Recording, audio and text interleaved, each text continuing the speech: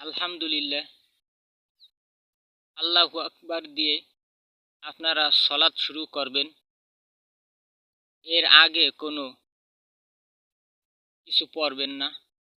এরপরে আপনারা সানা হিসেবে আল্লাহুম্মা বাঈদ বাইনি ওয়া বাইনা খতায়ায়া ইলা আখিরিল হাদিস, এই সানাটি শেষ পর্যন্ত পড়বেন। এটি পড়াই সবচাইতে উত্তম।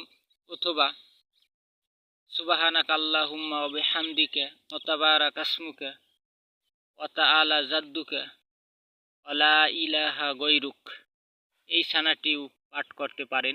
এরপরে আপনারা আউযু বিল্লাহি মিনাশ শাইতানির রাজিম বিসমিল্লাহির রহমানির রহিম, এরপরে আপনারা সূরা ফাতিহা পড়বেন। এরপরে বিসমিল্লাহ পড়ার পরে এরপরে আপনারা অন্য যে কোনো একটি সূরা পড়বেন। এর পরের রাকাতে আপনারা আর আউযু